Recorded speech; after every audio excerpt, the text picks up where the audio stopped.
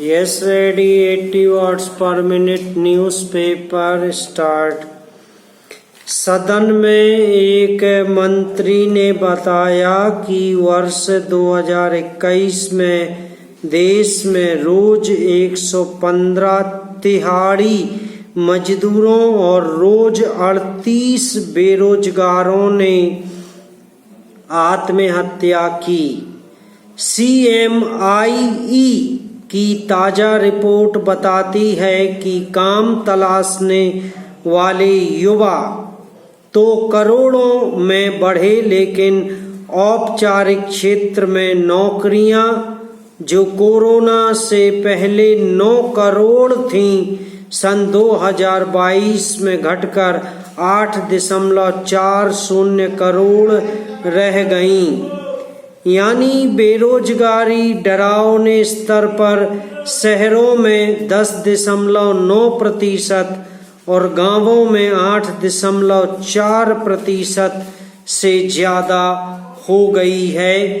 लेकिन राजनीतिक वर्ग तो छोड़िए, जन विमर्श में भी जन सरोकार वाले नहीं, भावनात्मक मुद्दे ही छाए हैं। संसद हो या सेमिनार या फिर टीवी स्टूडियो, मुद्दे हैं एक फिल्म में अभिनेत्री ने किस रंग के कपड़े पहने, दशकों पहले आज़ादी की लड़ाई में किस पार्टी की क्या भूमिका थी, या किस विचारधारा वाले व्यक्ति की तस्वीर किसी राज्य की विधायिका भवन में लगानी चाहिए या नहीं।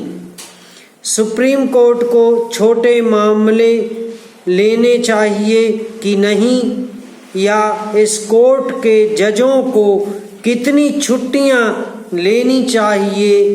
तवांग में चीनी सैनिकों से झड़प को लेकर किस विपक्षी नेता ने सेना के लिए क्या शब्द प्रयोग किया, आदि आदि। समाजशास्त्र मानता है कि समाज की सोच में उत्तरोत्तर विकास और परिष्कार होता है, लेकिन शायद भारत इसका अपवाद है।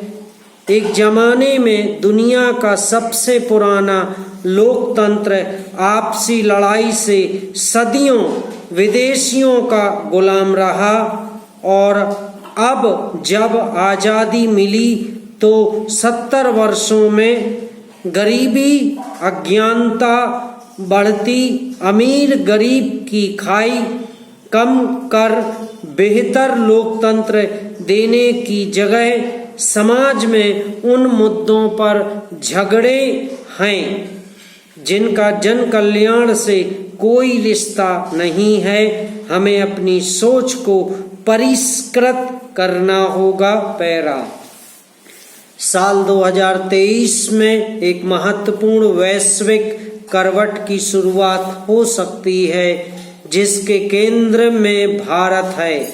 अनेक दशकों से भारत की तुलना एक गजराज से की जाती रही थी, जिसमें शक्ति तो बहुत है लेकिन जिसकी चाल धीमी है। पर अब भारत ने शेर की तरह दहाड़ते हुए वैश्विक परिदृश्य पर अपनी मौजूदगी दर्ज करा दी है।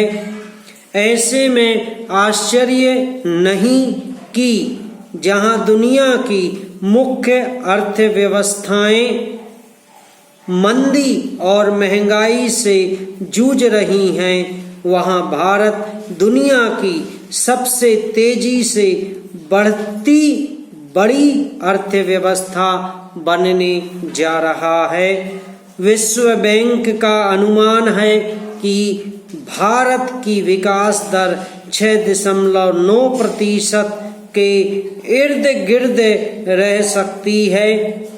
वहीं ब्लूमबर्ग इकोनॉमिक्स ने तो भारत से और बड़ी आशाएं लगाते हुए 2026 तक 7.6% की विकास दर और 2030 की शुरुआत तक 8.5% का पूर्वानुमान लगाया है। पैरा 2022 में भारत यूके को पीछे करके दुनिया की पांचवी सबसे बड़ी इकोनॉमी बन गया। यह एक दशक पहले की स्थिति से बहुत लंबी छलांग है, जब भारत 11वें स्थान पर मंडरा रहा था। समाप्त।